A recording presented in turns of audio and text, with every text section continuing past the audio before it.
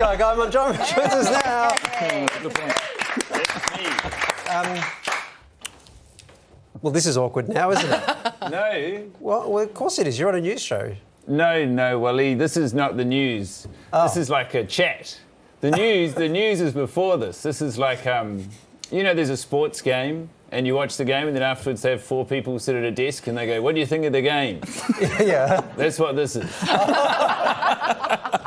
So what do you think of the news, Guy? The news, oh man, it just keeps happening, huh? Doesn't matter what I do, every day. Every Fresh. single day. Hey, we should welcome you back to Australia. It's been 3 years. I know. Great to see you back. You're one of my favourites, and I can't wait to see your show. But what have you been up to? Well, so for the last sort of about 2 years, and I don't want to alienate you guys or any of your viewers, but I've spent a huge amount of time in my house.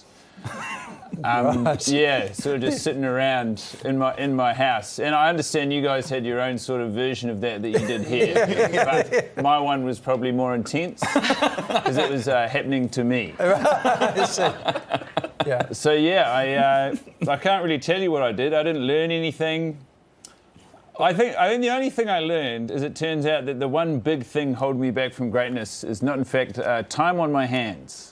It turns out it's a perfect blend of like natural ability and work ethic. It's, it went poorly. Yeah. We were in our homes watching New Zealand, being jealous of New Zealand the whole time. Oh yeah, so we'd get out and about from time to time, and then there's this guy who would come on the news called Dr. Ashley Bloomfield, and he'd say, "You're going to hate this, but someone got sick, so back in," and then we'd all go back in. We're a compliant people. Did you come up with your own favourite epidemiologist? Was it your favourite epidemiologist, or No, I mean he was the only one I really connected with? He was the main guy. He was always out there. Sometimes they'd do like he'd be on every day at 1, and then sometimes Jacinda would come on with him as like a surprise, but it was never a good surprise. What was the last thing you did before the lockdown? The last thing I did was I was with a friend and we went to see the movie Cats at the cinema. Oh. And we saw it every day for a week. We watched Cats in the same cinema 7 consecutive times. What's worse, Cats or the pandemic?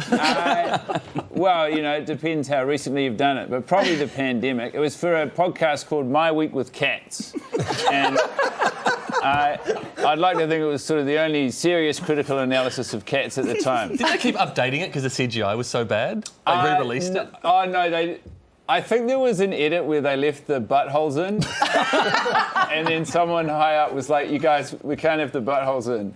So then they took the buttholes out, but they released the trailer with the buttholes. I probably should stop saying buttholes. Yeah, you should. Hey, let's talk about your new show. It's called Guy Montgomery by name, Guy Montgomery by nature. It's an interesting name. Yes. What was the inspo behind it?